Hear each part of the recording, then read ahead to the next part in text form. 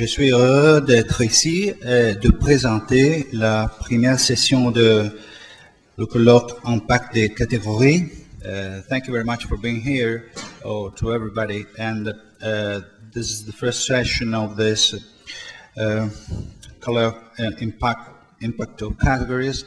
And the first session, you know, this meeting 60 years from the origin of the notion, and the picture on the poster of Saunders Mac Lane is a minimal tribute to his contribution to category theory. Unfortunately, Saunders Mac Lane left us this year, and I hope that this meeting can be considered as just a small tribute to what he did. The first speaker of this morning will be Charles Aluni, and the second Pierre Lechac. But before this talks, Michael Wright and Charles Aluni will make some opening remarks. And to stress once again that part of the intention of this meeting is as a tribute to the memory of Saunders Mac Lane for all that he and, of course, his great collaborator Samuel Eilenberg did in the creation of this wonderful concept of category, which has so transformed the conceptual organization of the mathematics of our time, and indeed promises to do much more in the 21st century. I'm now going to hand over to Charles Aluni, who has been the motive force behind this meeting, and who will be our first speaker. And thank him, and indeed thank also Bepi Longo, who unfortunately is not here, and my other fellow organizer, André Rodin, who's one of our speakers, for all that they've done to help with the administration of this meeting. I'll hand over to Charles. Thank you. Bien. Je vais être peut-être redondant, mais je voudrais, en tant que co-organisateur de ce colloque, ou workshop, congrès, comme vous voudrez, je voudrais simplement dire combien je suis redevable à Michael pour l'organisation, et donc aux Archives of Contemporary Mathematics, Physics and Philosophy. Vous remercier d'être là. Aussi dire que c'est pour moi en tant que philosophe à la fois un honneur et une pression que d'ouvrir un colloque devant des mathématiciens, d'éminents mathématiciens, en particulier spécialistes de la théorie des catégories. Mais comme certains le savent, il y a un nombre certains de ces mathématiciens qui sont déjà venus dans le cadre de mon séminaire, Pensée des sciences. Nous avions organisé il y a 3 ans une session précisément sur la théorie des catégories. Alors, comme vous savez, on a décidé de dédier ce colloque à la mémoire de Mac Lane, mais nous avons à l'esprit évidemment d'autres personnes absentes. Je pense en particulier à Bill Loweir, qui était venu dans le cadre du séminaire, et nous regrettons son absence. Et puis, évidemment, dans le fond, vous le trouvez aussi dans le fond de l'affiche, il y a aussi la présence de Grothendieck. Donc, j'espère que Pierre Lechac sera là ce matin pour en parler. Et nous avons choisi précisément sur le fond de cette affiche d'y mettre certains diagrammes qui étaient faits de la main d'Alexandre Grothendieck. Voilà. Donc, bienvenue à Paris, surtout pour tous ceux qui viennent de loin. Entre parenthèses, on a la chance aussi d'avoir un ami ici qui s'intéresse aussi à la théorie des catégories, qui est un éminent relativiste, John Stacher. Et nous sommes vraiment heureux de le retrouver aujourd'hui. Alors, un dernier mot, pour ceux qui ne le savent pas, cette salle est un lieu un peu historique, au sens où c'est l'ancienne Cinémathèque française, de Langlois. Alors, elle appartient à l'école normale supérieure. On y fait des conférences, comme vous voyez, mais elle va être restructurée pour relancer une cinémathèque telle qu'elle a été. Et John me rappelait ce matin qu'il y était venu pour voir un film invisible ailleurs, Eisenstein, à une certaine époque. Donc, je suis heureux que nous entamions le colloque ici. Bien. Alors, évidemment, ce que je vais exposer, ça n'est pas de la théorie des catégories. Je n'en suis pas compétent, je ne suis pas mathématicien. Ce serait plutôt des prolégomènes à une métaphysique catégorielle future. Et j'essaierai peut-être d'indiquer ce qui, dans le parcours conceptuel d'un philosophe, je suis, ce qui peut conduire à un intérêt tout particulier pour la théorie mathématique des catégories. En gros, quelle constellation pensive est en mesure d'orienter la pensée philosophique vers un tel champ et son dispositif, et ce d'une manière assez inéluctable. Alors, mon intervention s'intitule « Pensée, diagramme, catégorie ». Alors, pour vous accueillir ici, je voudrais le faire avec MacLean, en espérant peut-être qu'à l'issue de ce colloque, vous pourrez vous-même écrire un poème sur Categories in Paris. Voilà ce que le poème de MacLean. Here's to the dual of each category. If you can't compute it, you soon will be sorry, for duals and adjoints are everywhere found, and commutative diagrams soon will abound. Sam Eilenberg said just one paper will do to introduce categorical notions so new. We'll write it so well, these ideas for to sell, and publish it promptly, the story to tell. Categories now flourish in North Portugal. We learn new ideas and constructions so swell. Coimbra is the scene of a categorist dream, where all new results can appear in full green.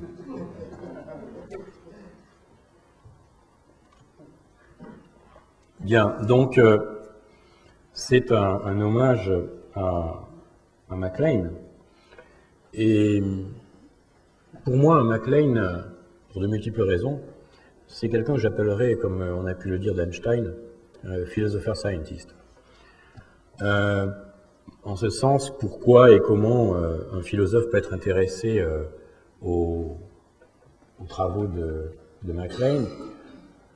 J'ai extrait deux citations de lui qui, pour moi, interpellent le philosophe. The remarkable thing is understanding never stays put. It is important always to gain new understanding. Understanding can be improved. Intuition, trial, error, speculation, conjecture, proof is a sequence for understanding of mathematics. Alors, MacLean, c'est aussi un mathématicien de grand style. Et en ce sens, le philosophe ne saurait rester indifférent à la question du style. Et voilà ce qu'il écrivait. We have seen that there are many diverse styles that led to success in mathematics. Choose one mathematician from the ones we studied, whose mathematical style you find most rewarding for you. Identify the mathematician and describe his or her mathematical style. Et je pense que c'est une des fonctions aussi du philosophe. Alors, à propos de l'article fondateur de 1945 sur la théorie des catégories, que vous connaissez bien, on avait reproché à cet article qui avait eu un mauvais référé, qu'il était trop abstrait, qu'on avait rarement lu un texte aussi nonsense. Et voilà ce que Barry Mazur raconte sur ce que MacLean avait répondu. Saunders wrote back and said, that's the point. And in some ways, that's the genius of it. C'est Mazur qui parle. It's the barest, most Beckett-like vocabulary that incorporates the theory and nothing else. Et j'ai trouvé une phrase de Beckett que je voudrais appliquer au travail de MacLean, en écho à ce que Mazur en dit. Here form is content, content is form. You complain that this stuff is not written in English. It is not written at all. It is not to be read, or rather it is not only to be read. It is to be looked at and listened to. His writing is not about something, it is that something itself. Je pense qu'on peut, vous serez d'accord avec moi peut-être, on peut l'appliquer d'une certaine façon à la théorie des catégories comme telle. On y reviendra. Et je renvoie aussi à une autobiographie qui est sortie il n'y a pas très longtemps de MacLean, qui est publiée chez Peters et qu'on peut trouver assez facilement si on utilise Internet pour le commander. Donc je vous le conseille parce qu'il y a un certain nombre de souvenirs de MacLean importants dans ce texte, en particulier au niveau théorique. Alors, mon plan, je commencerai par un premier point qui s'intitulera « Qu'est-ce que s'orienter dans la pensée ?»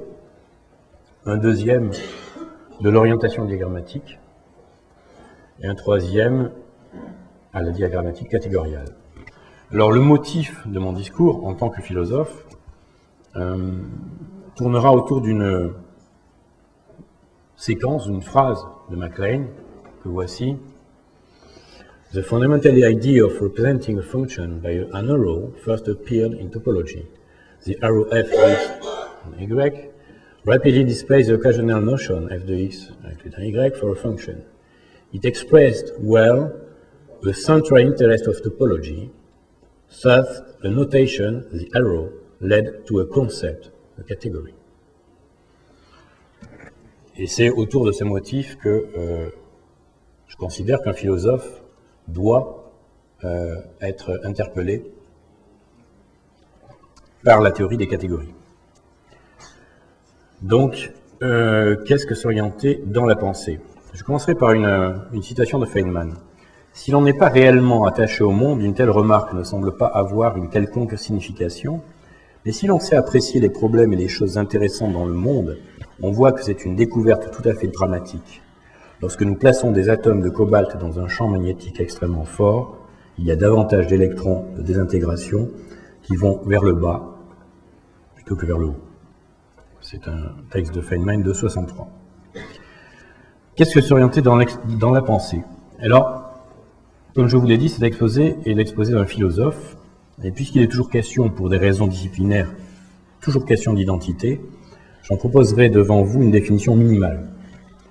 Songeant à celle donnée tout récemment par l'un des meilleurs spécialistes des théories de Coxeter, Michel Brouet, d'après laquelle, je le cite, « Un mathématicien est un être à la fois paresseux, parce qu'il a pour but essentiel d'éviter au maximum les calculs, et désobéissant, car seule la preuve rigoureuse est en mesure de le convaincre.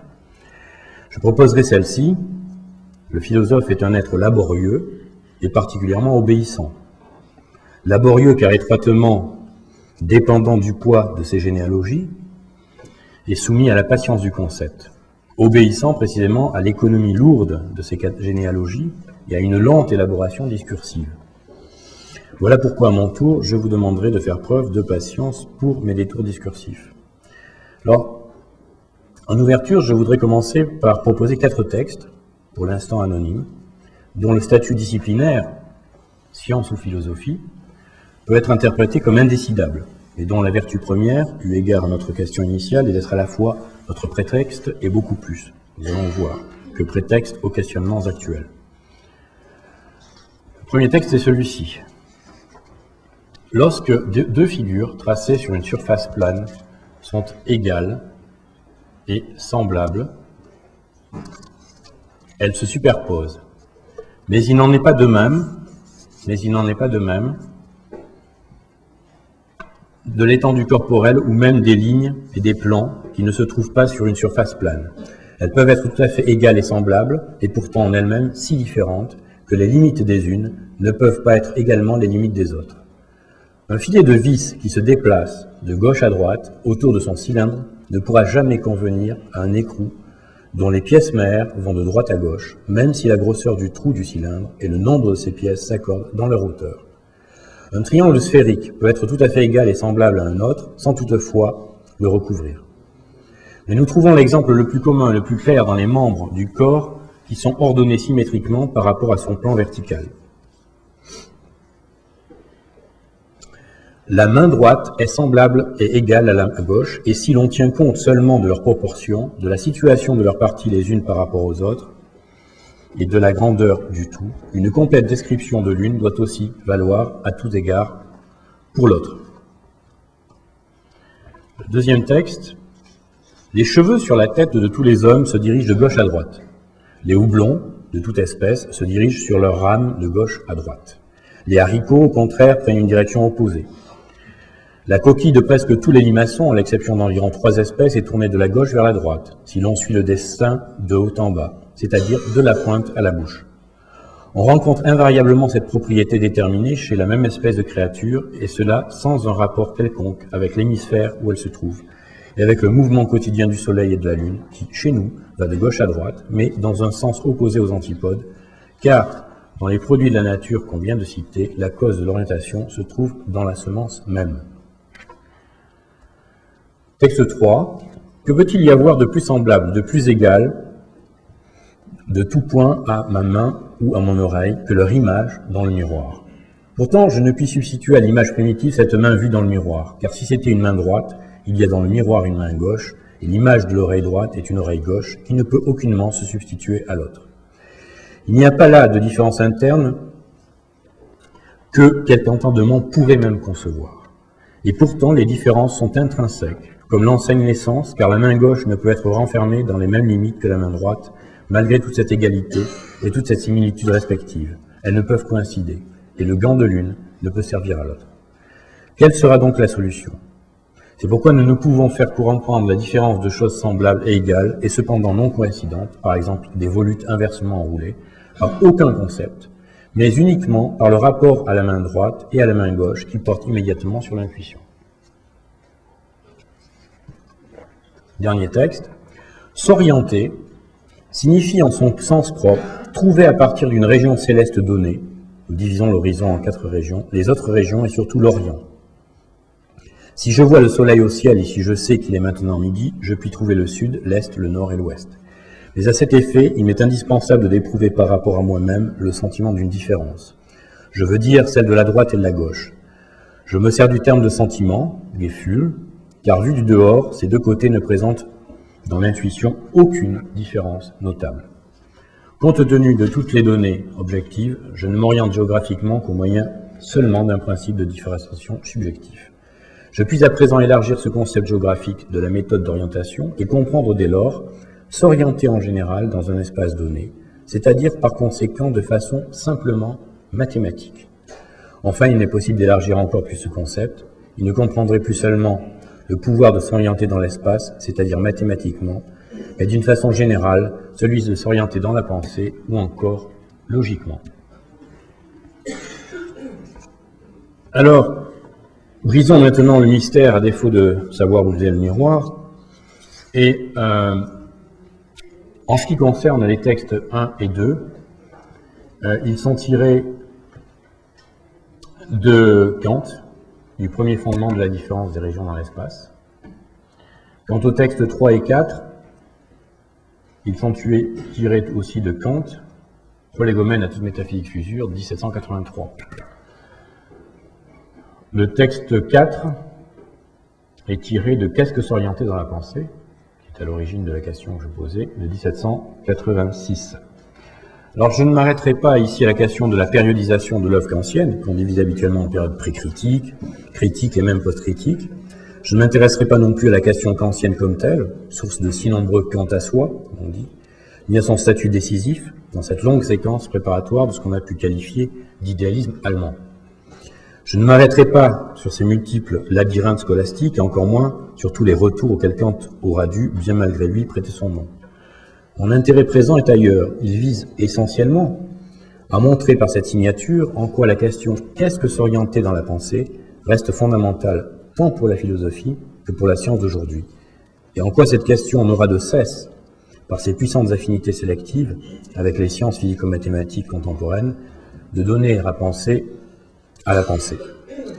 Alors l'ouverture du texte 2 ne peut m'empêcher de songer, par pure association d'idées, à la question contemporaine, vous savez, les cheveux des hommes et leur orientation.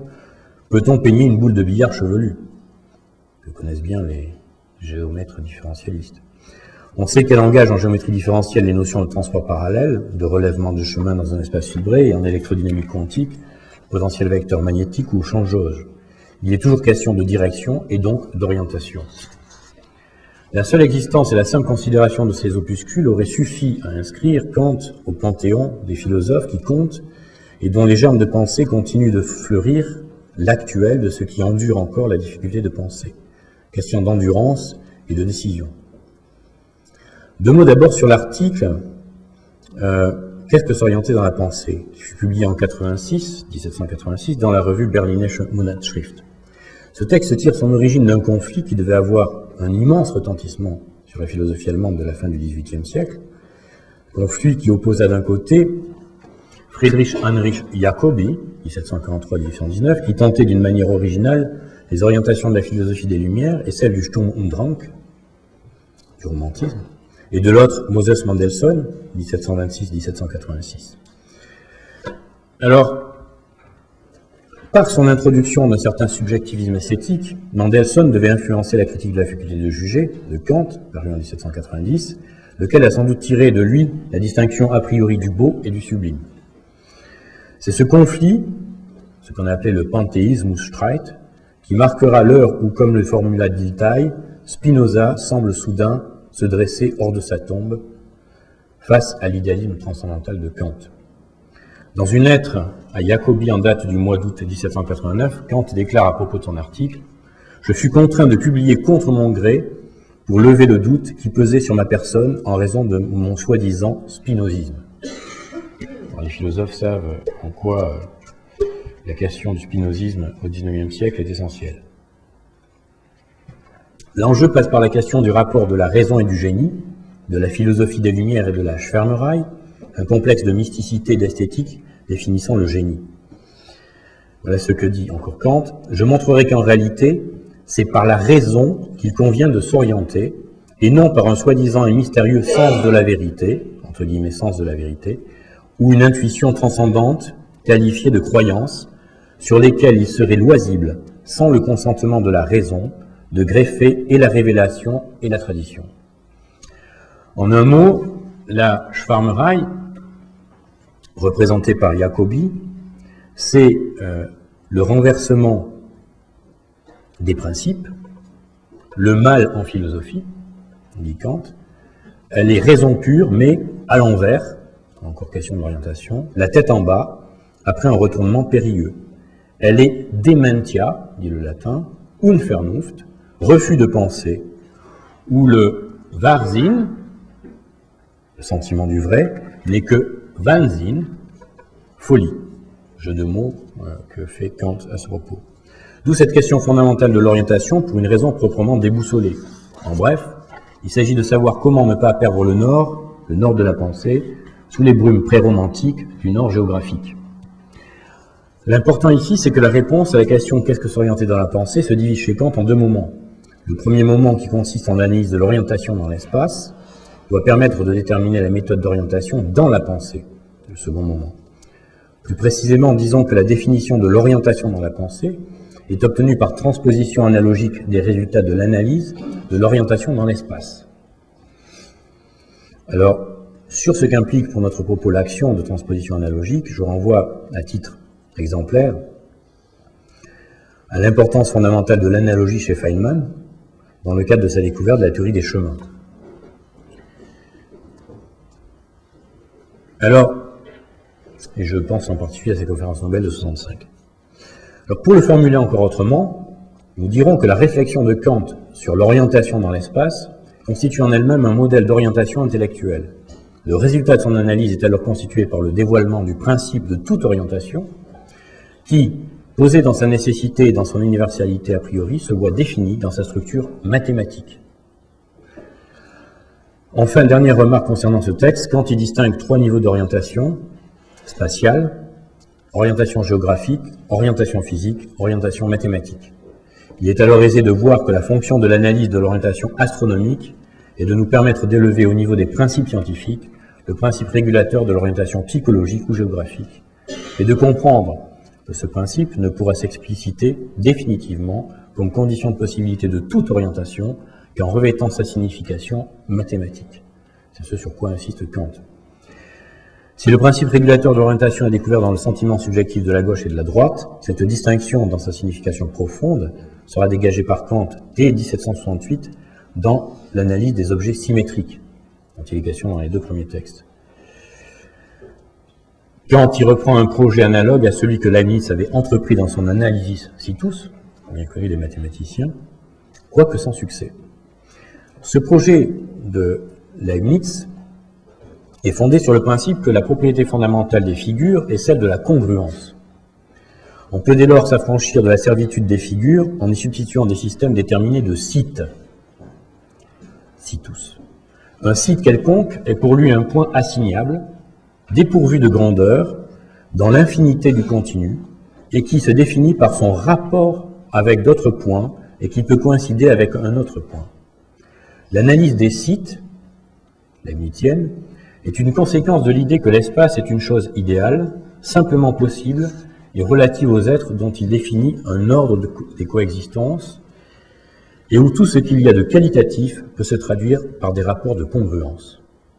L'analyse situs, au même titre que le calcul infinitésimal, constitue des logiques de l'intensité.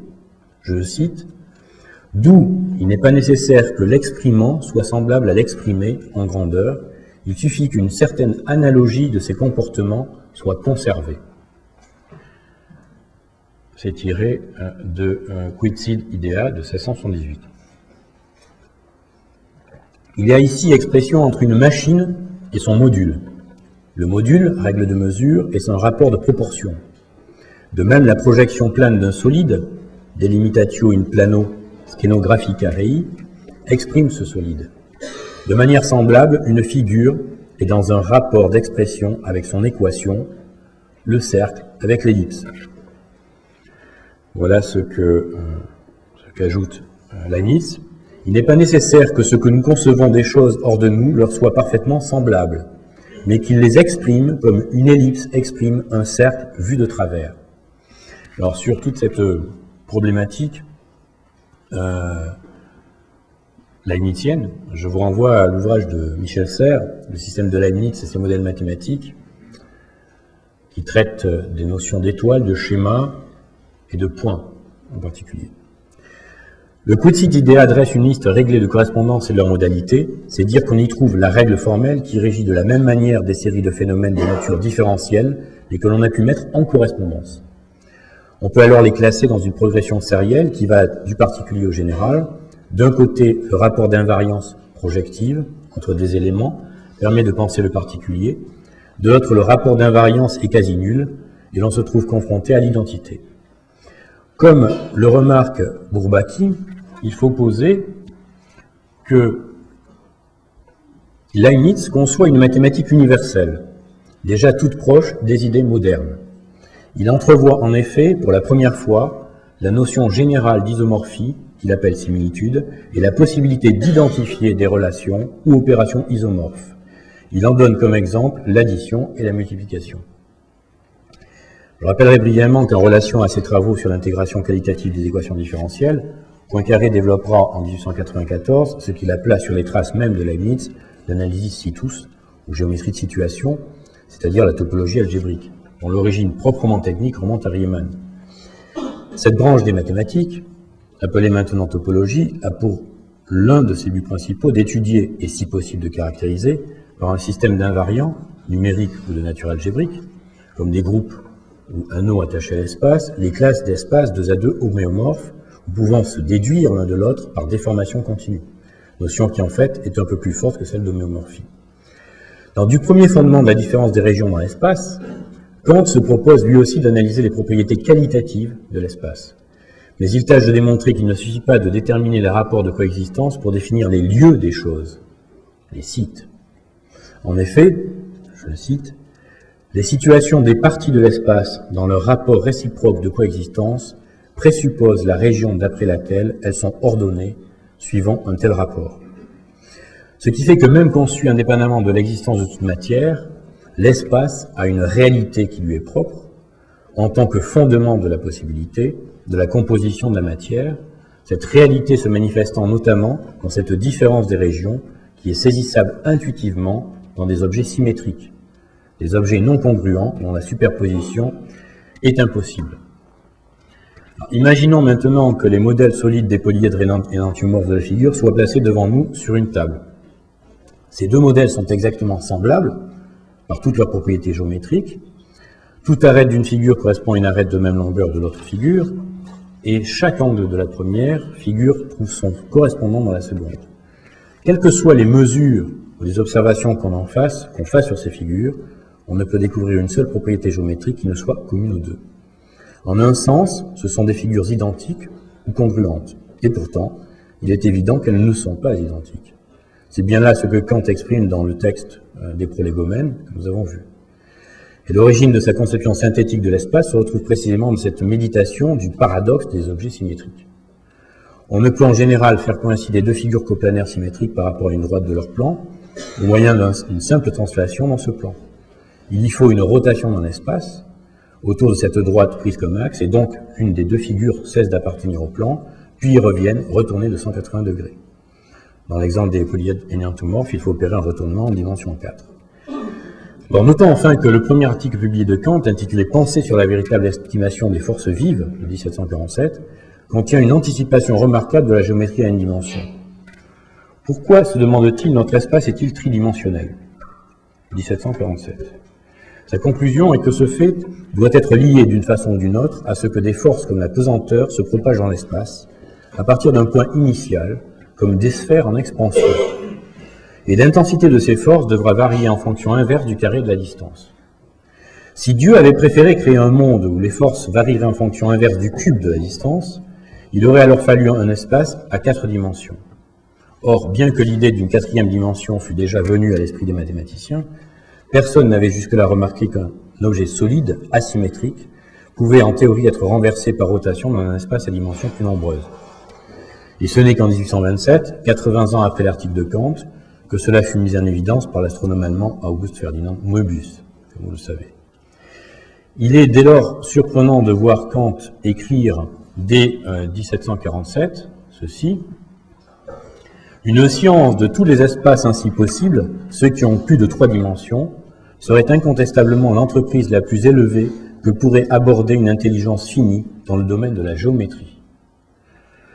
S'il est possible de faire des extensions à d'autres dimensions, il est également très probable que Dieu les ait réalisées quelque part, car son œuvre a toute la grandeur et toute la diversité dont elle est capable. Cependant, cet espace supérieur n'appartient pas à notre monde, mais doit former un monde distinct. » Finalement, qu'est-ce que s'orienter dans la pensée, en tant que question et comme économie discursive, aura saisi d'essentiel. Rien de moins que ce que Gilles Châtelet a thématisé sous les catégories de force d'ambiguïté et de balance dialectique. Je vous renvoie à ce propos à l'ouvrage incontournable de Châtelet, Les enjeux du mobile, mathématiques, physique, philosophie, qui est paru en 1993. Si l'âge romantique se donna pour but de penser la naissance du fonctionnel, en admettant plus comme allant de soi la séparation horizontale, verticale ou droite-gauche, c'est bien parce que les articles de Kant avaient déjà engagé et donc orienté ce type de question. C'est que le point à l'infini de l'âge classique était alors en train de céder la place au point neutre d'indifférence qui marque les degrés d'équilibre d'où jaillissent continuellement les polarités. Le centre, comme point à l'infini, permettait certes de dominer les différences quantitatives qui séparent les êtres finis, mais sous condition de subjuguer extérieurement les particularités. Seul le centre d'indifférence qui sera en mesure de nous installer au cœur même de l'individuation. Le dispositif de porte-à-faux qui le détecte permet en effet d'envelopper tout un faisceau de virtualités sans les confondre. La symétrie est ainsi redécouverte comme productrice de différence. L'existence de ce centre d'indifférence dans les diagrammes électriques et magnétiques fascina physiciens et philosophes spéculatifs. Friedrich Wilhelm Joseph von Schelling 1775-1864 et Karl Adolf Herschenmeyer, 1770-1852 en particulier. Étant donné que les pôles nord et sud d'un aimant semblent issus d'un point neutre, il est tentant de penser que les différences données ne peuvent amorcer les procès d'individuation. Leur hétérogénéité arrogante ne produit aucune dimension, car les formes nouvelles ne surgissent que lorsque s'esquisse une manière de congruence, et cette congruence semble bien associée aux inflexions de la main qui trace une courbe, à l'ambiguïté du choix des racines d'une équation, à ces points étranges où les charges s'équilibrent, bref, à ces lieux où l'entendement vacille. C'est au centre d'indifférence qu'est l'atteinte la plus haute incertitude, ce qui exige donc la décision la plus irréversible. Ces centres enfin n'épargnent ni le savant ni le philosophe, et le tribut qu'ils réclament est à la hauteur de ce qu'ils dépassent et dominent, des polarités opposées. Un centre d'indifférence pourra toujours se définir comme la charnière principale d'un dispositif de compensation de la positivité reçue. L'ambiguïté que produisent ces dispositifs nous plonge dans la perplexité, et c'est précisément cette ambiguïté qui triomphe d'une opposition, en la dénonçant comme le stigmate d'un haut tour qui accompagne toujours la naissance d'une paire. On pourrait voir selon ce schème les diagrammes de Feynman, qui représentent les réactions données en bloc, dans V4, de la relativité générale, où passé et futur sont symétriques. Ils deviennent alors de simples nœuds topologiques de l'univers, sorte de squelettes géométrodynamiques quadridimensionnels qu'on peut tordre et déformer à volonté à condition de ne pas les disjoindre. C'est autour d'un centre que pivotent de tels agencements qui sollicitent nos interventions avec tant d'insistance. Ils parviennent à saisir tout ce qu'enveloppe et contamine l'émergence d'un 2. Ce 2 n'est pas ici un cardinal extensif, mais un couple, et il oblige donc à esquisser un ordre, nullement présent dans l'espace, bref, à s'orienter. Grâce à de tels agencements, le physicien avec sa dualité axe-boucle, le géomètre avec l'orientation, le philosophe avec sa dialectique, peuvent enfin capter ce qu'avait reconnu la langue lorsqu'elle détecte que ce qui se donne simplement côte à côte a dû surgir ensemble et que c'est l'ambiguïté d'une proposition qui invite à explorer un contexte. Ce qui sort ensemble n'est pas une chose et autre chose, celle-ci à côté de celle-là, ce serait là toute la platitude du côte à côte sur un fond déjà maîtrisé. Le choix d'une orientation montre bien qu'un 2 s'intrigue toujours et inexorablement avec un enveloppement. Et l'action vectrice de cette orientation kantienne dans la pensée ira jusqu'à conjoindre l'algèbre de l'orientation dans l'espace à l'épure d'un diagramme. Cette conjonction sera opérée par Kant en 1763 dans son essai pour introduire en philosophie le concept de grandeur négative. Antérieur aux autres textes qui ont été cités en ouverture, il est le véritable générateur comme le mobile intensif et fléché qui traverse les différents états du traitement de la question. Qu'est-ce que s'orienter dans la pensée prise selon toute son extension? C'est là, comme le commandera plus tard le traitement grassmannien de la dialectique extensif-intensif, le point même de l'orientation muni d'une certaine force. Le zéro par lequel la pensée donne un statut à un rapport de force opposée, par leur direction, lorsque cette opposition produit un équilibre, ne se cantonne pas à la considération statique d'un parallélogramme de force extensive, mais détermine un point d'indifférence intensif dans un jeu de polarité. Ce qui fait la nouveauté radicale des grandeurs négatives kantiennes, ce n'est pas seulement l'introduction de l'algèbre dans la dynamique physique, mais l'intervention du virtuel dans la détermination du réel. Est-ce un hasard si Gilles Châtelet, auteur d'un des tout premiers livres qui tiennent compte épistémologiquement de l'importance du concept kantien des grandeurs négatives, lui réserve un chapitre intitulé « Une question de Kant, quel diagramme pour le négatif ?» Toujours dans les enjeux du mobile.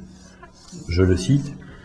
Dans le cadre de l'opposition réelle, distinguée par Kant de l'opposition logique comme pure contradiction, le signe moins marque une certaine capacité à contourner ce qui s'impose comme purement donné et allant de soi. À recourber un déroulement, à échapper à l'inertie d'une pure expansion. Cette capacité, en conjuguant mobilité et orientation, amorce un mouvement tournant de l'esprit qui le libère de la prise en compte de ce qui est simplement posé là. Force incrustée dans la matière, somme d'argent, distance parcourue. Pour conclure ici sur ce point, je ne puis m'empêcher de rapprocher ce mouvement tournant de l'esprit, dont parle Gilles, mobile et orienté, du concept de tenseur relativiste proposé par Sir Arthur Eddington. Voilà un texte d'Eddington qui, pour moi, est un texte, je crois, peu connu, mais que les philosophes devraient encore interroger. Étant donné que la connaissance physique doit, dans tous les cas, être une assertion présentant les résultats de l'observation, actuelle ou hypothétique, nous ne pouvons éviter d'instaurer un observateur muet, a dummy observer. Les observations qu'il est supposé faire sont subjectivement affectées par sa position, sa vitesse et son accélération. Le plus près que nous puissions nous rapprocher d'une vision non subjective, mais néanmoins observationnelle, serait d'avoir devant nous le rapport de tous les observateurs muets possibles, et de passer mentalement, in our minds, d'une manière tellement rapide de l'un à l'autre qu'on pourrait dire que nous nous identifions à tous ces observateurs muets à la fois. Et pour ce faire, il semble bien que nous ayons besoin d'un cerveau tournant, a revolving brain. La nature ne nous ayant pas doté de cerveau tournant, nous faisons appel aux mathématiciens pour nous aider. Le mathématicien a inventé un processus de transformation qui nous permet de passer très rapidement d'un observateur muet à l'autre. La connaissance est alors exprimée en termes de tenseurs, possédant un système fixe d'emboîtement, d'entrelacement ou d'engrainement, je dirais volontiers d'encapsulement, of interlocking, qui leur est assigné, de telle manière que lorsqu'un tenseur est altéré, tous les autres tenseurs le sont, chacun d'une manière déterminée. En assignant chaque quantité physique à une classe particulière de tenseurs, nous pouvons faire que lorsqu'une quantité physique est changée, pour correspondre au changement d'un observateur muet A à un observateur muet B, toutes les autres quantités physiques changent automatiquement et correctement. Nous n'avons plus qu'à laisser un élément, un item, de connaissance parcourir ces changements, qu'à tourner une manette, pour obtenir ensuite la connaissance observationnelle complète de tous les observateurs muets. Mais le mathématicien fait un pas de plus. Il élimine jusqu'au tour de manette, the turning of the handle. Il conçoit un symbole tensoriel comme contenant en lui-même tous les changements possibles, de telle sorte que lorsqu'il regarde une équation tensorielle, il voit tous ces termes changer en rotation synchrone. Cela n'a rien d'extraordinaire pour un mathématicien. Ces symboles tiennent communément lieu de quantités inconnues et de fonctions de quantités inconnues. Ils sont toutes choses en même temps jusqu'à ce qu'il décide de spécifier la quantité inconnue. Ainsi, il consigne les expressions qui sont symboliquement la connaissance de tous les observateurs muets à la fois, jusqu'à ce qu'il décide de spécifier un observateur muet particulier. Pour terminer, mais après tout, ce dispositif n'est que la traduction dans le symbolisme de ce que nous avons appelé un cerveau tournant. On peut dire qu'un tenseur symbolise la connaissance absolue, mais ça n'est que parce qu'il tient lieu de connaissance subjective de tous les sujets possibles en même temps. Et ce sont les Turner Lectures de 38 de Eddington. Alors, 50 ans plus tard, Alain Berthoz, qui n'est pas nécessairement un fervent lecteur d'Eddington, posera la question suivante. Le cerveau est-il un tenseur? Sir Arthur Eddington sur la tête, en quelque sorte, suite à un retournement de la problématique. De quoi réorienter à nouveau la pensée en son site physiologique supposé. Le contexte neurobiologique vise ici à savoir comment le cerveau peut traiter les problèmes de géométrie qui se posent dans le réflexe vestibulo-oculaire où le codage de rotation de la tête se fait en coordonnées covariantes. Là-dessus, je vous renvoie aux travaux de Pelonitz et Lignas dans les années 80 sur le calcul tensoriel et le problème du cerveau. Je termine cette première partie en passant à ce que j'appelle le cas Einstein. Au cours de l'année 1895, Einstein, alors âgé de 16 ans, écrit un texte à l'intention de son oncle César Koch, intitulé « Sur l'examen de l'état de l'éther dans un champ magnétique ». On le trouve dans The Collected Papers, que vous avez ici. C'est un texte qu'il savait naïf et incomplet, je le cite, notamment parce qu'il ne disposait pas des données qui lui auraient permis d'entrer plus profondément dans le sujet. Il s'y demandait comment un champ magnétique engendré par un courant affecte l'éther et modifie le courant lui-même, ce qui en quelque sorte redécouvrait, sans l'avoir connu, la self-induction. Dans cet essai juvénile, Einstein s'interrogeait sur les propriétés de l'éther élastique en relation au courant électrique et au courant magnétique produit par ce dernier. Je le cite, « Le cas le plus intéressant, mais aussi le plus subtil, serait l'examen expérimental direct du champ magnétique formé autour d'un courant électrique, parce que l'exploration de l'état élastique de l'éther dans ce cas nous permettrait de regarder la nature énigmatique du courant électrique. » Ce texte ne fait aucune allusion à Maxwell, qu'Einstein ne connaissait probablement pas de façon détaillée. C'est durant son séjour au Polytechnicum de Zurich, mais toujours par des lectures privées, qu'Einstein étudiera les théories de Maxwell qui n'étaient pas enseignées à l'ETH. À l'époque où j'étais étudiant, le sujet qui me fascinait le plus était sans conteste la théorie de Maxwell. Je cite Einstein dans Schilp, Albert Einstein, Philosopher Scientist. Et ce sera finalement dans un texte datant de 1912 que s'instaurera le paradigme inductif de la relativité, son titre en donnant déjà l'entière problématique. Gibt es eine Gravitationswirkung, die der elektrodynamischen Induktionswirkung analog ist? Existe-t-il une action gravitationnelle analogue à l'induction magnétique? Plus encore, l'analogie inductive, qui correspond à l'expérience de pensée opérée sur l'effet réciproque qu'un aimant et un condensateur en mouvement relatif exercent l'un sur l'autre, aura été, de l'aveu même d'Einstein, le motif inducteur de sa découverte du principe de relativité. Dans un manuscrit non publié datant de 1920 et intitulé « Les idées fondamentales et les méthodes de la théorie de la relativité exposées selon leur développement », Einstein évoque dans la deuxième partie consacrée à la relativité générale, la puissance heuristique renouvelée d'une sorte d'extension inductive de cette première expérience de pensée. C'est elle en effet qui lui suggéra en 1907 l'analogie entre la symétrie aimant-circuit électrique et une symétrie accélération-champ gravitationnel, cette dernière ayant constitué selon ses propres termes die glücklichste Gedanke meines Lebens. Il reprend de manière encore plus détaillée la description donnée dans le paragraphe d'introduction de son article de 1905. Voilà ce qu'il dit. Dans la mise au point de la théorie de la relativité restreinte, les idées sur l'induction électromagnétique de Faraday ont joué un rôle majeur. Selon Faraday, le mouvement relatif d'un aimant par rapport à un circuit électrique crée par induction dans ce dernier un courant électrique. Que ce soit l'aimant ou le conducteur qui bouge, cela est sans importance. C'est seulement une question de mouvement relatif, mais suivant la théorie de Maxwell-Lorentz, l'interprétation théorique de ce phénomène est totalement différente dans un cas et dans l'autre. Cependant, l'idée que deux cas essentiellement différents soient en jeu m'était insupportable. La différence entre les deux, j'en avais la conviction, ne pouvait être qu'une différence dans le choix du point de vue et non une différence réelle. Le phénomène de l'induction électromagnétique me poussait à formuler le postulat du principe de relativité restreinte.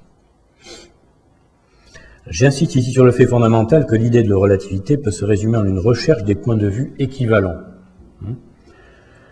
Dans une conversation privée avec l'un de ses collègues, Einstein a proposé de remplacer le terme de théorie de la relativité par Standpunktslehre, théorie du point de vue, très précisément, comme le rapporte Françoise Balibar dans son bel ouvrage Galilée-Newton, lu par Einstein, Espace et relativité, paru chez PUF en 1984. Puis me vint, en 1907, l'idée la plus heureuse de ma vie. Le champ gravitationnel n'a qu'une existence relative à la manière du champ électrique engendré par l'induction magnéto-électrique. En 1934, renvoyant un article d'André Metz sur la théorie du champ unitaire de M. Einstein, Gaston Bachelard, le philosophe, relève la centralité relativiste de l'analogie. Einstein semble avoir glissé l'idée de relativité juste dans l'intervalle du caractère électrique et du caractère magnétique de l'ancien champ conçu substantivement comme électromagnétique. En effet, en commentant sa nouvelle théorie du champ unitaire, il écrit « Le même état de l'espace qui apparaît comme un champ purement magnétique pour un certain système de coordonnées est en même temps, pour un autre système en mouvement par rapport au premier, un champ électrique et vice-versa. Cela revient à désigner comme simples apparences les caractères expérimentaux, magnétiques et électriques, qui peuvent être à tour de rôle effacés par des modifications dans la référence géométrique. » Comme s'il n'était toujours pas sûr d'être entendu sur ce point fondamental d'une valeur inductive de la relativité, Bachelard renvoie une fois de plus au sens physique du terme d'induction, cette fois dans un texte datant de 1942, intitulé « Une psychologie du langage littéraire, Jean Paulhan, les fleurs de Tarbes ou la terreur dans les lettres ». Je le cite dans son contexte initial. Les critiques portent souvent plus d'attention aux mots qu'à la phrase, à la locution plus qu'à la page. Ils pratiquent un jugement essentiellement atomique et statique. Rares sont les critiques qui essaient un nouveau style en se soumettant à son induction. J'imagine en effet que de l'auteur au lecteur devrait jouer une induction verbale qui a bien des caractères de l'induction électromagnétique entre deux circuits. Un livre serait alors un appareil d'induction psychique qui devrait provoquer chez le lecteur des tentations d'expression originale.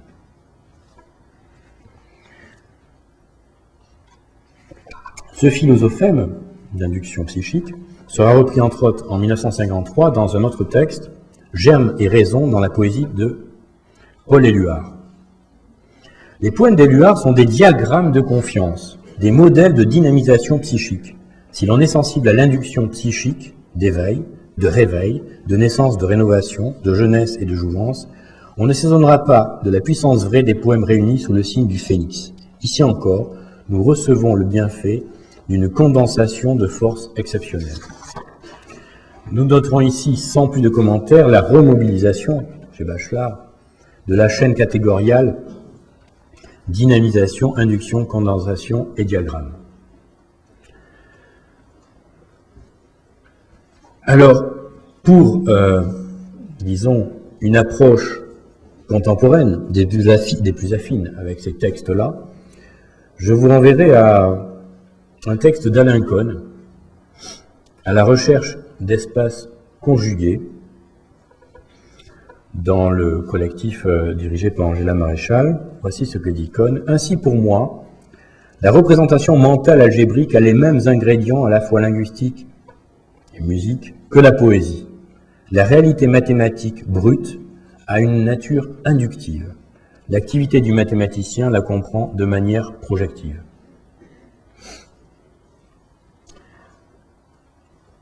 Et voilà un écho encore bachelardien. Un élément matériel est le principe d'un bon conducteur qui donne la continuité à un psychisme imaginant. L'enjeu profond est celui d'une sorte de parallélisme absolu des attributs de la pensée et de l'étendue, de la théorie et du réel, qui sont auto-induits de manière chiasmatique et par quoi le mouvement livre sa dynamique.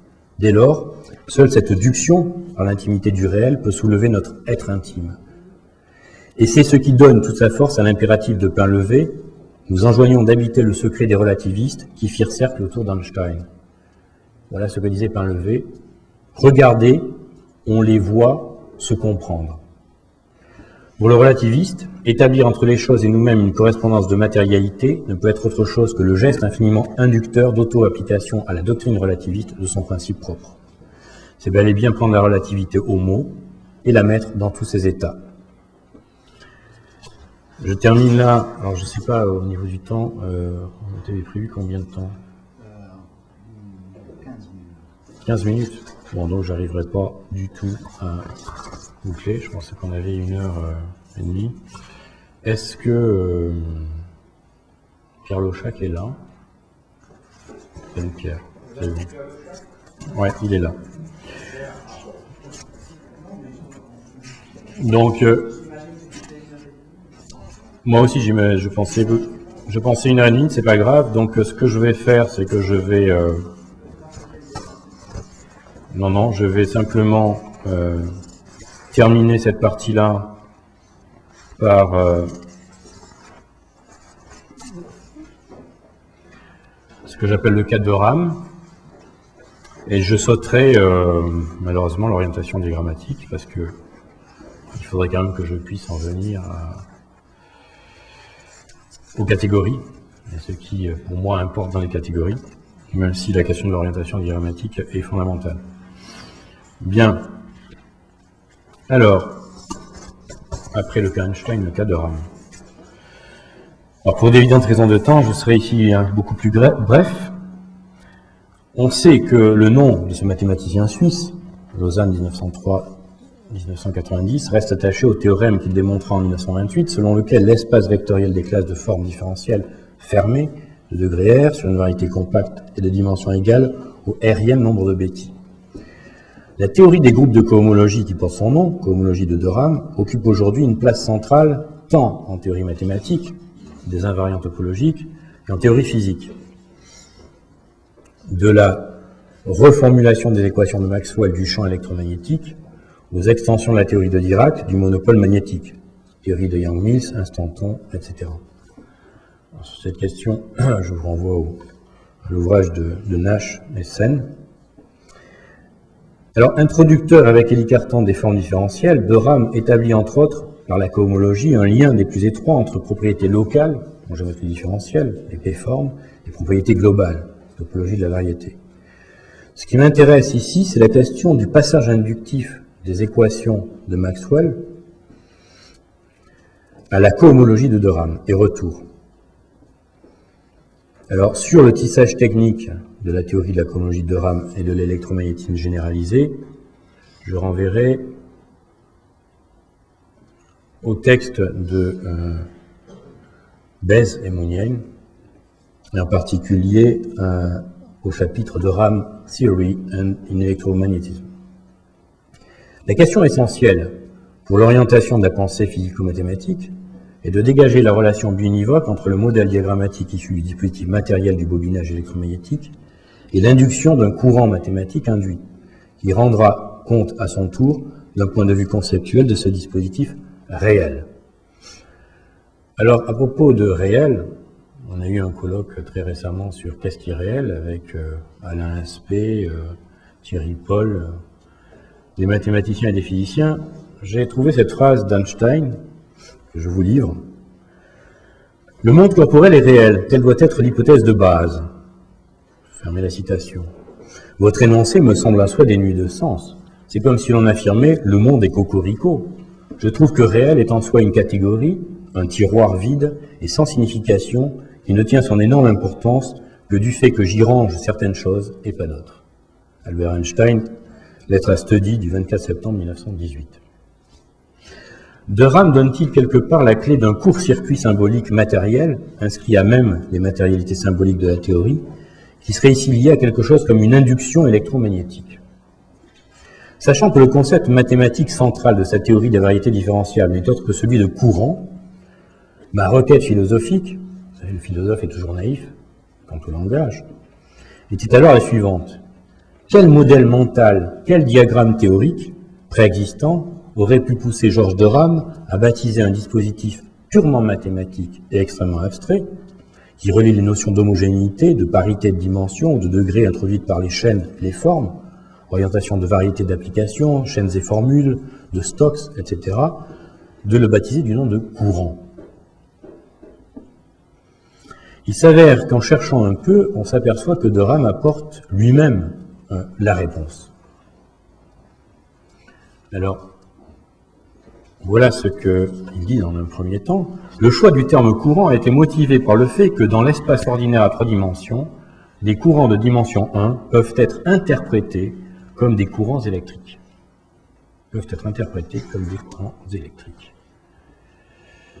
C'est dans son ouvrage fondamental Variété différentiable. Ainsi, on voit que dans l'espace ordinaire, une même entité physique, le courant électrique, est représentée dans un cas par un champ à une dimension, courant linéaire, dans un autre cas par une forme de degré 2, courant de volume. Cela suggère l'idée que dans une variété à n dimensions, un champ, un p-champ et une n-p forme doivent être deux aspects d'une même notion plus générale que j'appellerai courant à p dimensions. Telle est l'idée qui m'a conduit à la démonstration des 3 théorèmes dont on vient de parler. Puisque cette orientation inductive de et dans la pensée implique une géométrie de l'entrelacement, du dispositif matériel et du dispositif formel, je la qualifierai ici d'induction symplectique. Alors, il suffit de rappeler que le grec symplectikos signifie proprement qui entrelace, en particulier dans le contexte des sciences naturelles, qui est entrelacé avec un autre corps ou une autre partie. Ce qui a donné le latin complexus, entrelacement, et complexe, unis, joints, eux-mêmes dérivés de complector, qui signifie, en son sens figuré, saisir par l'intelligence, par la pensée, par la mémoire ou par l'imagination, et embrasser ou comprendre dans un exposé. Una comprensione omnia complexi, comprendre tout dans une formule unique. L'utilisation de ce mot en mathématiques est due à Hermann Weyl, qui, dans un effort pour éviter une confusion sémantique, a rebaptisé l'obscur, pour l'époque groupe du complexe linéaire, par groupe symplectique. Voici l'explication de Weyl. The name complex group, formerly advocated by me in allusion to line complexes, as these are defined by the vanishing of antisymmetric bilinear forms, has become more and more embracing through collision with the word complex in the connotation of complex number. I therefore propose to replace it by the corresponding weak adjective, symplectic.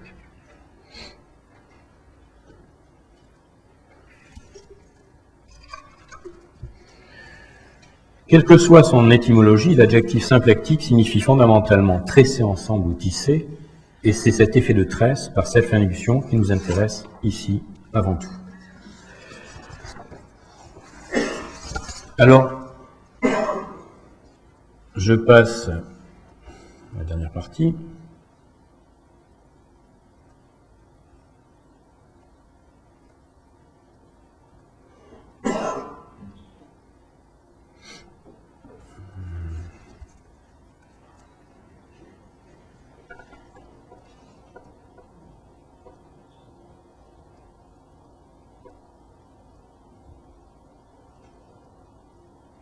Voilà. Alors,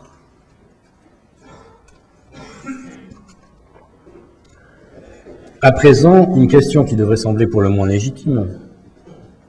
Pourquoi consacrer la théorie des catégories un intérêt philosophique tout particulier, et cela en stricte relation avec le statut heuristique et formateur du diagramme? Tant pis, vous avez eu un petit aperçu sur le diagramme, mais la partie centrale, je n'ai pas le temps de la présenter. D'un point de vue philosophique, je crois que la meilleure réponse, déjà philosophique de part en part, pourrait s'entendre de la simple description des motivations fondamentales qu'un traité technique de cette théorie est en mesure de présenter à ses potentiels lecteurs mathématiciens et philosophes. Alors, qu'un philosophe comme Alain Badiou y consacre aujourd'hui toute sa puissance spéculative, en est pour moi l'un des meilleurs garants. Alors là-dessus, je vous renvoie à la catégorie pour le philosophe et le musicien.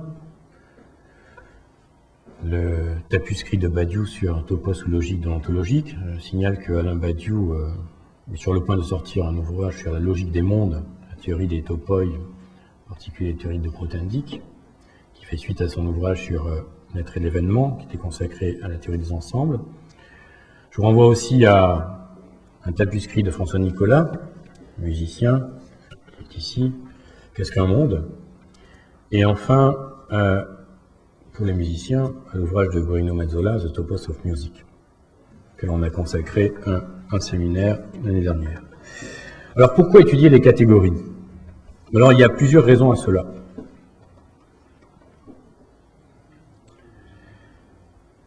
Alors, première raison, l'abondance. Les catégories abondent en mathématiques et dans les domaines qui leur sont liés, comme les sciences informatiques. Des entités telles que les ensembles, les espaces vectoriels, les groupes, les espaces topologiques, les espaces de Banach, les variétés, les ensembles ordonnés, les automates, les langages, etc., relèvent toutes sans exception et de façon naturelle des catégories. La deuxième raison serait la notion de pénétration, insight, dans des constructions similaires. Là-dessus, je ne peux pas développer ça. Mais disons que des constructions aux propriétés similaires interviennent dans des champs mathématiques totalement différents. La théorie des catégories offre les moyens d'investir de telles constructions simultanément. Le troisième point serait l'usage comme une langue plutôt qu'un langage, parce que je pense que les mathématiques ne sont pas un langage, contrairement à ce que pensent les positivistes, mais une langue. La théorie des catégories offre une langue permettant de décrire précisément nombre de phénomènes similaires qui interviennent dans différents domaines mathématiques. Exemple, tout espace vectoriel de dimension finie est isomorphe à son dual et même à son second dual. La deuxième correspondance est considérée comme naturelle, mais la première ne l'est pas. La théorie des catégories permet précisément d'établir la distinction via la notion d'isomorphisme naturel. Il y a beaucoup de choses à dire sur cette question de naturalité, dont vous savez qu'elle est à l'origine aussi de l'article de 45 de MacLean. Deuxième point, les espaces topologiques peuvent être définis de différentes manières, à savoir moyennant des ensembles ouverts, des ensembles fermés, des voisinages, des filtres convergents et via des opérations de fermeture. Pourquoi ces définitions décrivent-elles essentiellement les mêmes objets? La théorie des catégories donne une réponse via la notion d'isomorphisme concret. Troisième point, structures initiales, structures finales et structures de factorisation interviennent dans de nombreuses situations différentes. La théorie des catégories permet de formuler et d'investir de tels concepts avec un degré de généralité approprié. Le quatrième point, c'est un symbolisme adéquat. Les catégoriciens ont développé un symbolisme qui permet rapidement de visualiser des faits particulièrement compliqués au moyen de diagrammes. Le cinquième point, le transport de problèmes. La théorie des catégories offre un véhicule qui permet de transporter des problèmes d'un domaine mathématique, via des foncteurs adéquats, vers un autre domaine où les solutions sont parfois plus aisées. Je passe sur tous les enjeux, sur la question de la traductibilité, qui est une question qui intéresse le philosophe, sur la traductibilité des savoirs entre eux, ou sur l'interface mathématique-physique, par exemple. Par exemple, la topologie algébrique peut être décrite comme une analyse de problèmes topologiques via des foncteurs adéquats au moyen de méthodes algébriques. Enfin, la notion de dualité, un problème fondamental pour le philosophe, puisque on peut dire que la philosophie s'est initiée depuis les Grecs, même les présocratiques, sur la notion de dualité, d'opposition. Le concept de catégorie est bien pourvu, car il offre une dualité tout à la fois économique et utile. Ainsi, en théorie des catégories, le principe du 2 pour le prix d'un fonctionne. Chaque concept est deux concepts et chaque résultat est deux résultats.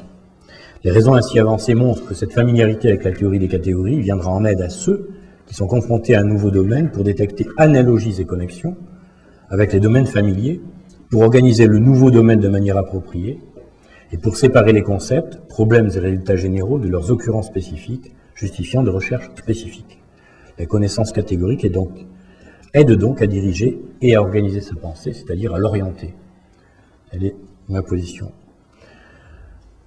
Alors, que l'usage d'une notation hautement diagrammatique conduise vers un concept, voilà qui, comme je vous l'ai montré au début, la formule de MacLean, pour nous, au titre de légitimité pour un questionnement philosophique, se suffit pratiquement à soi-même.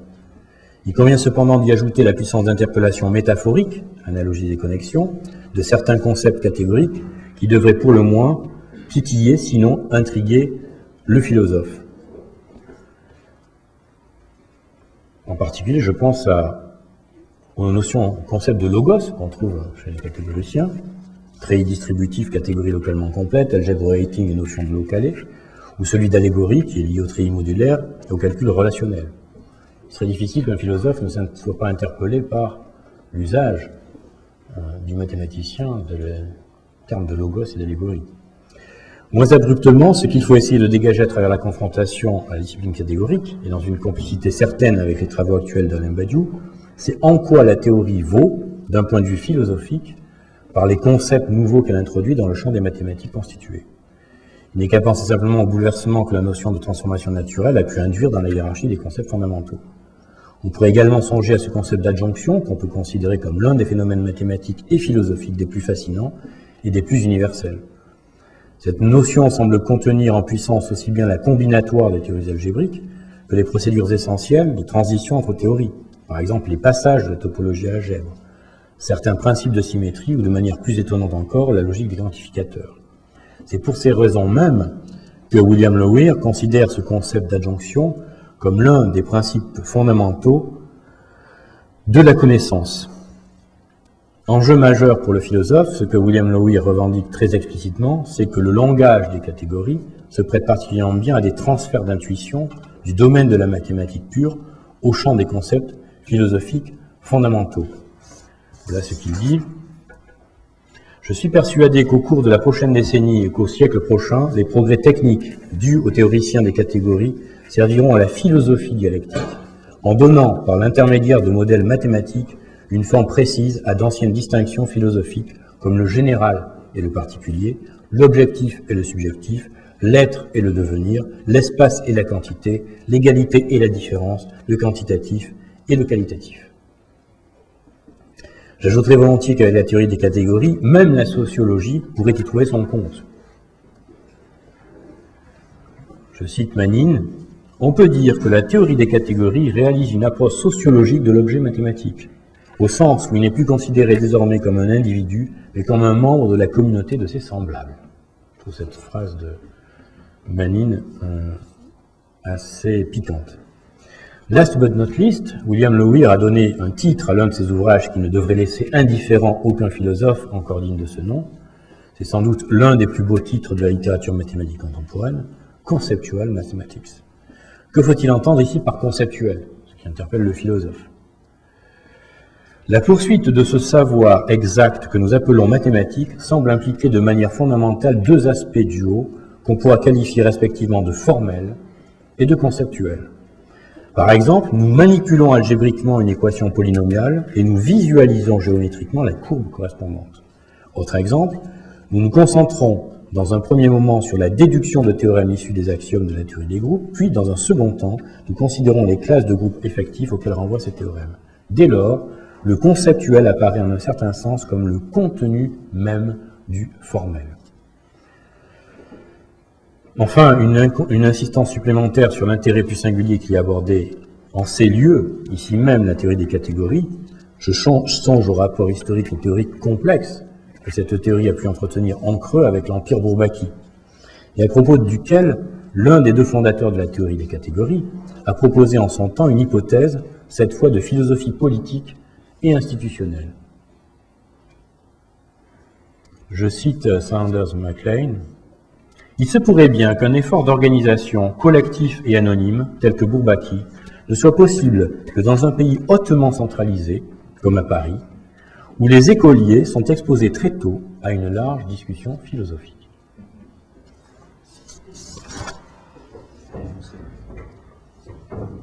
C'est fini. Bien. Alors je terminerai là-dessus. Merci.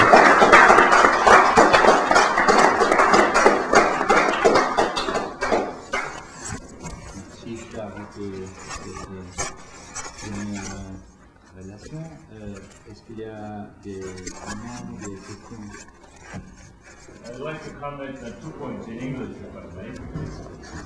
The first is on this question of dialectical philosophy, which Loewe has been looking for, and I have also been looking for from a different angle. And you mentioned Kant's work on real oppositions. And I started by looking at Coletti's citation of Kant, in which he tries to make an opposition between the real opposition of Kant and the dialectical opposition of Hegel. And he attempts to pin Marx to this duality and creates problems for the interpretation of Marx, and of course Coletti ultimately renounced Marxism. But I think I was able to show by a careful analysis that Marx's concept of polar opposition, which he developed as early as 1843 in his Critique of Hegel, and applied again in Volume 1 of Capital, particularly first chapter, is not either Kant's concept of real opposition nor Hegel's concept of contradiction.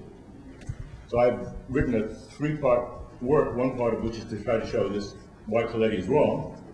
Second part, to show how far one can go in the analysis of chapter 1 of Capital, particularly the crucial transition from commodities to money, using the concept of polar opposition and no need for the concept of contradiction. And the third article is an attempt to show how one can use the concept of polar opposition in the natural sciences. If anyone is interested, I haven't yet published these articles, I'm very glad to transmit them and discuss these ideas. But again, my main point is that real opposition and Hegelian contradiction do not exhaust the possibilities, and I maintain polar opposition as a third and quite distinct category. The second point I want to mention is Eddington on mathematical tensors. I think Eddington is a good example of those who fall into what I call the fetishism of mathematics, the loss of the qualitative. And let me backtrack a little bit and point out does anyone know who first used space-time diagrams? In other words, put space and time together into one diagram.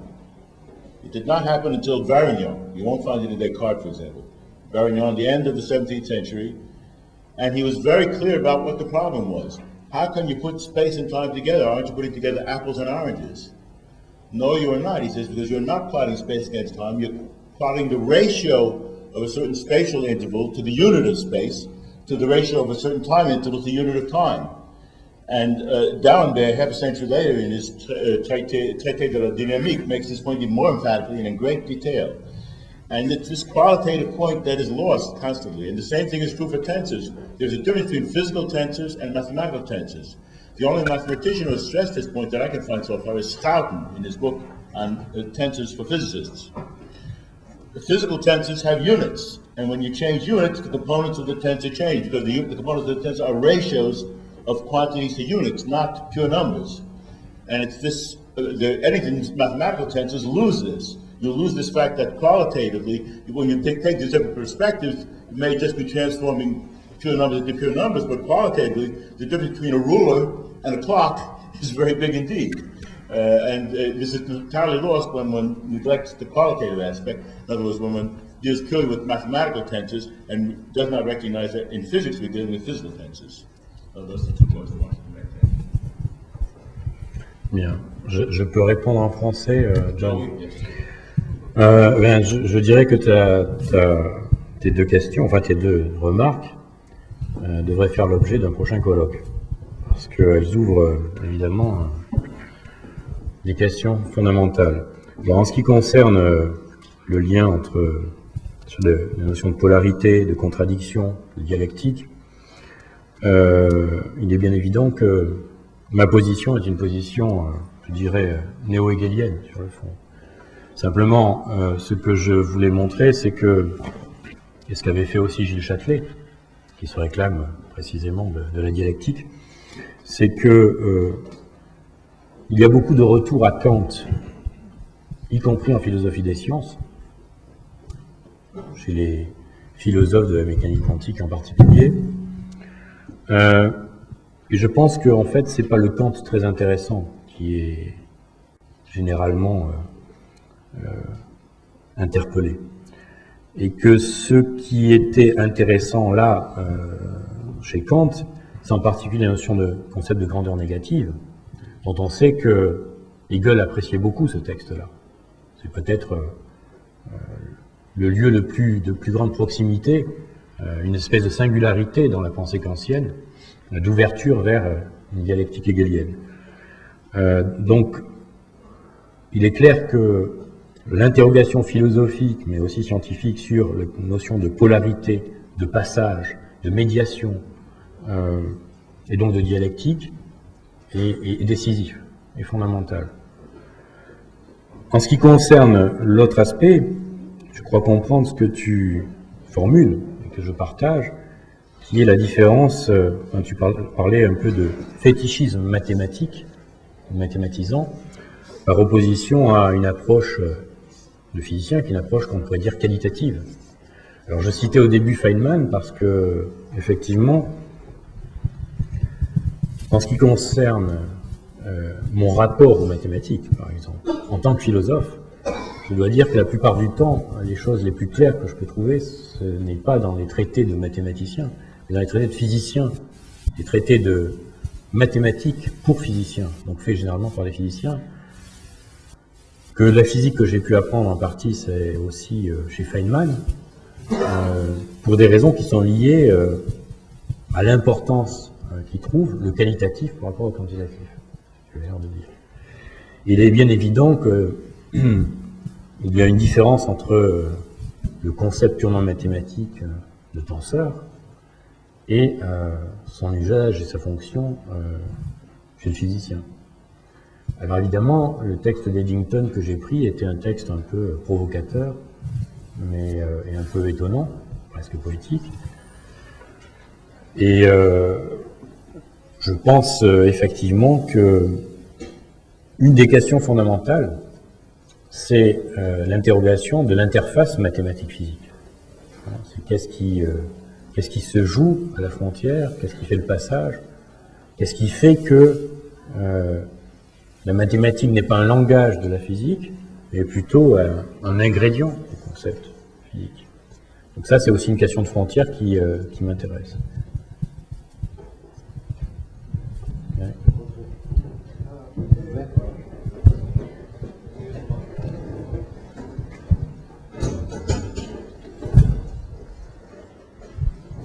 Pour revenir à la question qu'on tient de main droite, main gauche, ça me semble que c'est vraiment ce problème d'orientation a changé beaucoup avec géométrie riemannienne, avec le concept de vérité de Riemann, parce que quand même, apparemment, Kant il a pensé son notion d'espace dans le sens absolu, dans le sens spécial kantien, mais quand même, pour lui, c'est différence entre, disons, objet dans l'espace, et l'espace est une sorte absolu, tant qu'avec notion de vérité, c'est ça qui est relativisé. C'est ça, on peut penser comme, disons, objet orientable comme variété orientable, et en principe, on regarde plongement d'une orientée dans l'autre. Voilà. Et qu'est-ce que tu penses, comment ça change les questions d'orientation? Je pense que, disons, que ce qui moi m'importe, c'est que Kant ait posé cette question, qu'est-ce que s'orienter dans la pensée? Que cette question-là, qui est un enjeu fondamental par rapport à la philosophie rationnelle, entre guillemets, il l'a fait en liaison avec la géométrie, la mathématique, la géographie, comme il dit, de son temps, et qu'il a posé un certain nombre de questions fondamentales qui sont toujours présentes. Donc, il est bien évident qu'il ne s'agit pas de dire que Kant a solutionné quoi que ce soit à ce niveau-là, mais que précisément une de nos tâches, c'est de pouvoir faire la jonction entre ces questionnements philosophiques fondamentaux, l'orientation dans la pensée, et ce que la science contemporaine, la topologie, la géométrie différentielle, la physique, peut apporter comme dispositif de pensée par rapport à cette question. Et je maintiens et je pense que le mathématicien, le physicien, le physico-mathématicien, le physicien-mathématicien sont toujours habités de façon consciente ou inconsciente par cette question de l'orientation et de l'orientation dans la pensée. Donc ce que je n'ai pas développé dans la partie diagramme, que je n'ai pas pu faire, c'est la question que je me pose, c'est en particulier la question de la compactification du symbolisme physico-mathématique. Je prenais l'exemple des équations de Maxwell, qui étaient de 155 symboles dans la formulation d'Einstein et qui sont de 6 symboles aujourd'hui, la théorie des P-formes, la géométrie différentielle. La question qui m'intéressait, c'était cette question aussi de ce qui se passe dans la constellation mentale du physico-mathématicien lorsqu'il manipule ces symboles qui sont de plus en plus épurés, de plus en plus diagrammatisés, de plus en plus catégorisés, on pourrait dire. Comment son espace mental, son orientation de la pensée s'opère par ce processus de compactification qui s'opère par une montée vers l'absolu, c'est-à-dire une montée vers des formalismes de plus en plus puissants. C'est-à-dire que plus les formalismes sont puissants, et moins on a besoin de symboles pour exprimer les équations. Pour moi, en tant que philosophe, c'est une question qui n'est pas banale. Donc, cette question-là fait que pour moi, l'orientation diagrammatique dans la pensée est fondamentale aujourd'hui pour une pensée qui s'intéresse à la physique, aux mathématiques, aux physico-mathématiques, à la logique.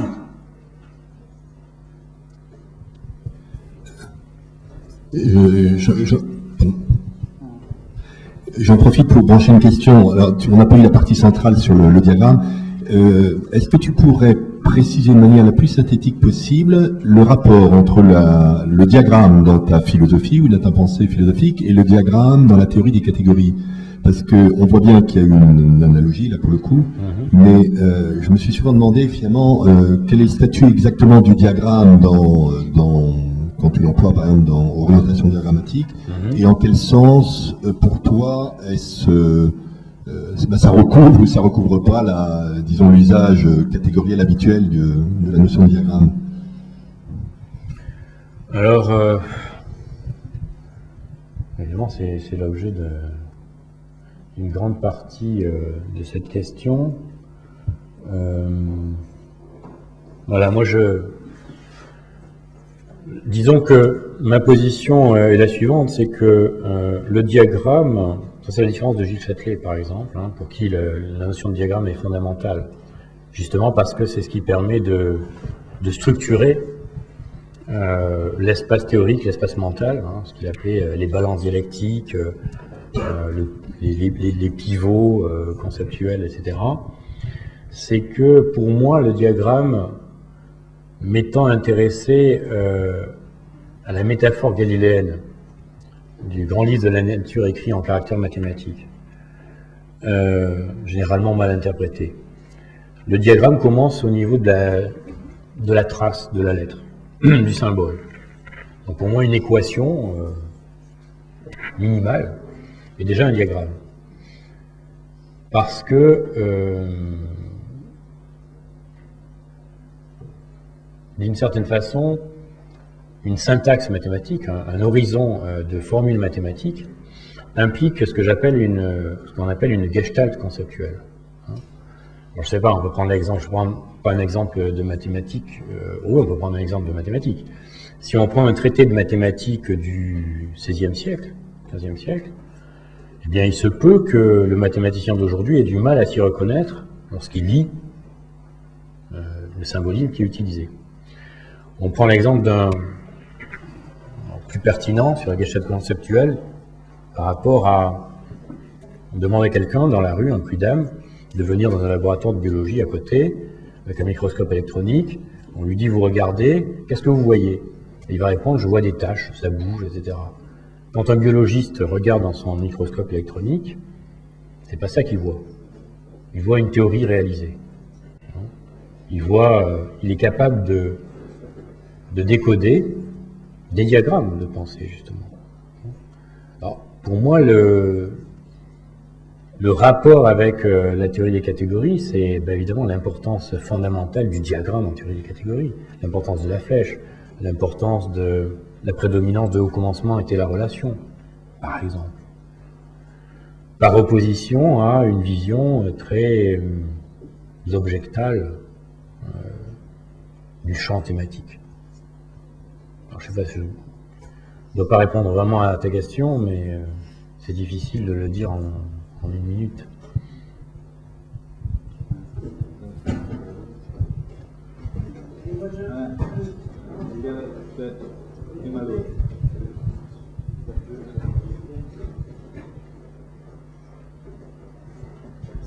Simplement commenter deux points dont je voudrais que vous rappeliez le rapport que vous placez avec l'orientation de la pensée. Le premier concerne Eddington et le second concerne Leibniz.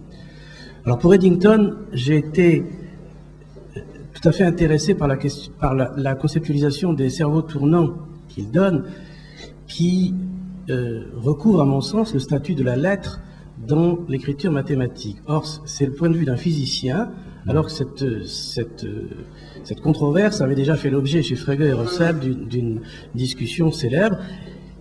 Et on a ici la question de la lettre, c'est qu'elle représente à la fois un individu et une classe, et que ceci, rhétoriquement exprimé, est une contradiction. Et donc, on a ici le point de vue d'un physicien qui explique comment, en introduisant le temps, on peut arriver à dissoudre, ou tout au moins à intégrer cette contradiction. J'aimerais donc que, si vous pouvez replacer cette polémique, enfin cette controverse, dans le cadre de l'orientation de la pensée. La seconde concerne Leibniz, c'est plutôt une remarque qu'une question, pour dire que l'analysis situs de Leibniz s'est construit sur l'oubli de la métrique. C'est-à-dire la forme et le situs proviennent du refoulement, pour prendre un autre vocabulaire, de la métrique. Ce n'est pas, à mon avis, souligné ni par Bourbaki, ni par Serre. L'exemple qu'on donne fréquemment, c'est que Leibniz considère que deux figures semblables ne peuvent être distinguées que par compraisance. C'est-à-dire que deux individus qui se trouvent dans des salles séparées avec deux figures semblables ne peuvent pas dire qu'elles sont distinctes. Il faut qu'il y ait la compraisance, qu'elles soient ensemble. À ce moment-là, ils peuvent dire qu'elles sont distinctes. Ils en dégagent évidemment, par abstraction, le concept de forme et de situs. J'aimerais là aussi, si vous pouvez me rappeler, parce que peut-être que j'ai pas bien compris à ce moment-là, comment vous reliez ça à l'orientation de la pensée? Alors, sur la première question, donc le rapport de cette description par Eddington du cerveau tournant par rapport à l'orientation dans la pensée, mais ce qui m'intéressait, c'est un peu quand j'ai essayé de court-circuiter cette description eddingtonienne du cerveau tournant avec la question que Bertos peut se poser, à savoir est-ce que le cerveau, en tant que fonctionnement physiologique, etc., pouvait être décrit dans les questions de son orientation par des tenseurs. Moi, ce qui m'intéresse, c'est cette espèce d'entrelacement, d'entrecroisement entre, d'une part, un dispositif matériel et un dispositif symbolique. Et comment, d'une certaine façon, comment dire, mon modèle, ce serait un peu le modèle électromagnétique, justement, de la bobine électromagnétique, à savoir, à la fois on a deux phénomènes, électrique et magnétique, et ce que la relativité a montré, c'est qu'en fait il s'agit de la même chose vue de points de vue différents, ou en tout cas qui sont dans une forme d'invagination, c'est-à-dire de rapport invaginant de l'un et l'autre. Donc je vois pas trop ça, enfin, de mon point de vue, c'est pas vraiment une question de controverse. C'est une question d'essayer de dégager, dans l'orientation de la pensée pour la pensée, cette espèce de rapport dialectique permanent entre, à la limite, qu'est-ce qui est premier de la poule et de l'œuf, c'est un peu la question que je me suis posée par rapport au courant de Rame. Est-ce que dans l'orientation de la pensée de Rame, à la fois il avait certainement co-présent en son esprit le modèle électromagnétique, et en même temps il a développé une théorie mathématique très abstraite qui en rendait compte de ce phénomène. Donc c'est un peu l'intrication du matériel et du symbolique qui, dans l'imaginaire, en gros, l'orientation de la pensée, qui me préoccupe. Alors en ce qui concerne Leibniz, bien sûr, je pense que c'est très clair ce que vous avez évoqué, à savoir que Situs fait l'économie de la métrique. Ça, c'est absolument certain. C'est une philosophie de la coprésence, comme vous le dites. Mais ce qui m'intéressait, c'était le lien entre le questionnement de Kant, à ce moment-là, et l'apparition de la question du site, telle que l'a évoqué Leibniz, et sur le fait aussi que ça aura une généalogie, une descendance vers la topologie. Voilà, je ne sais pas si je réponds à votre question. Oui, j'ai en fait une question, une remarque, si vous voulez, qui va un peu dans la même direction. Je veux rappeler quand même une petite anecdote sur une discussion d'un étudiant de Heisenberg et Heisenberg lui-même. Je crois que c'est à citer dans un petit livre de Loschak, La géométrisation de la physique. Et ça va comme suite. L'étudiant demande à Heisenberg, et si après tout, l'espace n'est rien que le champ d'application des opérateurs hermitiens? Et Heisenberg répond, mais c'est absurde, l'espace est bleu, il y a des oiseaux qui volent dedans. Et c'est quand même important parce que je ne le poserai pas sous les mêmes termes que le monsieur là, mais l'individuation concrète, hein, dans la discussion physique, mathématique, l'utilisation des diagrammes, l'utilisation de la géométrie. Et c'est pour ça que je veux vous poser, si vous voyez un parallèle dans ce panthéismusstreit que vous avez cité, j'avais jamais pensé à ça, mais entre la raison et le génie, si vous voulez, et le début du XXe siècle, la discussion sur les fondements des mathématiques entre, disons, Poincaré, Brouwer, opposés à, par exemple, Russell, où Poincaré et Brouwer étaient les intuitionnistes et représentaient ce que Poincaré appelait l'esprit géométrique. Hein? Quand on parle des diagrammes, qu'est-ce qu'on veut dire? L'esprit géométrique, ça veut dire l'esprit de l'intuition dans les mathématiques, opposé au logisticien ou l'esprit algébrique. Il y a quand même un petit problème là-dedans. Oui, mais c'est exact. Je pense que c'est le fond du problème, effectivement. C'est simplement moi, ce qui m'intéresse, c'est la réintroduction, c'est le statut de l'intuition. Et de l'intuition, non pas comme un donné. On a eu une discussion d'ailleurs dans le colloque avec les quantistes, les physiciens quantiques, sur le fait que l'intuition n'est pas une donnée, contrairement à ce qui est souvent développé, qui peut être développé par les analytiques, etc., mais c'est une construction. Et que donc se lie la question de l'intuitionnisme, le constructivisme, et que, eh bien, la question qui m'intéresse dans qu'est-ce que s'orienter dans la pensée, c'est aussi qu'est-ce que construire une intuition. Et qu'est-ce qui permet de faire que l'intuition est un dispositif complexe, construit, et non pas donné. Et en quoi c'est lié à ce qu'on appelle en physique les expériences de pensée, par exemple. En quoi l'intégration dans l'orientation de la pensée de certaines expériences de pensée font que ça opère une véritable révolution dans la mente, dans la façon de pouvoir penser précisément le monde, aussi bien les objets théoriques que le monde matériel. Donc c'est la centralité de l'expérience de pensée à ce niveau-là me semble décisive. Je voudrais essayer d'expliquer comment je comprends une partie de l'exposé, c'est-à-dire le fait de parler des choses de Kant, de réflexion de Kant sur l'espace et sur les figures énantiomorphes. En fait, ça se passe déjà dans le plan, n'est-ce pas? Parce que les figures dans le plan ne sont pas superposables par translation, mais aussi par retournement dans l'espace. Et dans l'espace de 3 dimensions, on pourrait les superposer par rotation à 4 dimensions. Alors, c'était ces exemples, et puis les observations par rapport à la question de la bascule chez Gilles Châtelet, ou même ce que tu dis après d'Einstein avec une théorie des points de vue.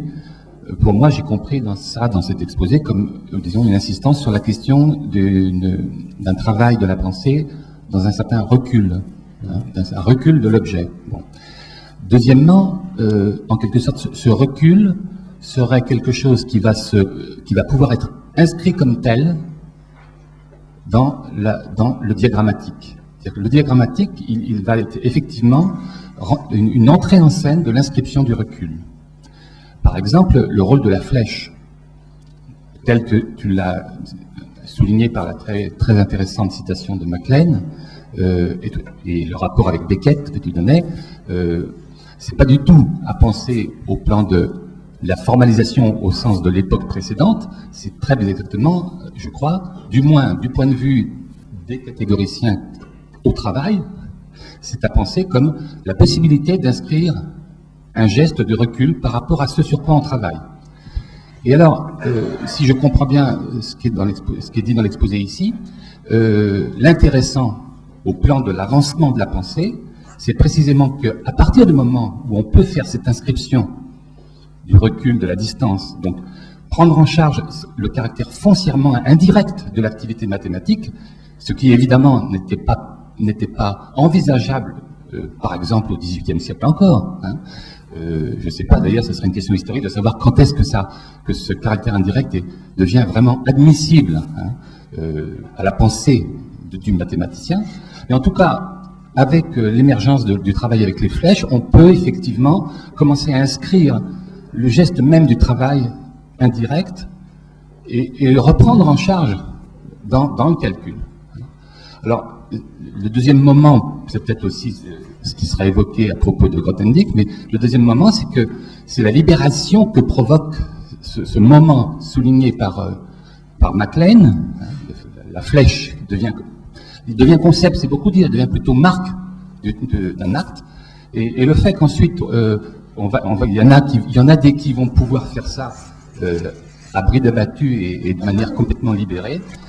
Évidemment, va être un deuxième moment, c'est-à-dire que Grothendieck, effectivement, peut-être en plus, si je puis dire, ou avec l'extraordinaire quantité de mathématiques qu'il a inventé, il a aussi inventé et proposé ce geste de faire des mathématiques en quelque sorte, pas en roue libre, mais en prenant en charge en permanence le travail même qu'on est en train de faire. Hein.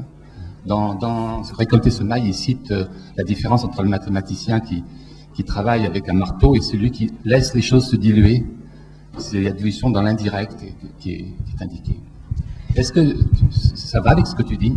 C'est un excellent résumé que j'aurais pas pu faire aussi bien que tu ne le fais de ça, parce que précisément ce qui est essentiel, et sans sens qu'il y a un lien, ce en quoi la théorie des catégories est profondément philosophique, c'est que c'est cette dimension de réflexivité, ce geste de recul, qui est un geste fondamentalement philosophique, qui habite la théorie des catégories. Et simplement, un dernier mot, il suffit de citer Bill Lowery, voilà ce qu'il dit, et je trouve que ça en dit long. Il dit « Being is doing, and hence a particular being is known, at least partly, by what it can do ». Et je pense que c'est une des phrases de Bill que j'aime beaucoup, et sur lequel il y aurait énormément à dire sur les mathématiques, en quoi c'est une théorie de l'acte, qu'est-ce que c'est qu'un acte mathématique, qu'est-ce que c'est qu'un geste, qu'est-ce que c'est qu'une expérience de français, etc.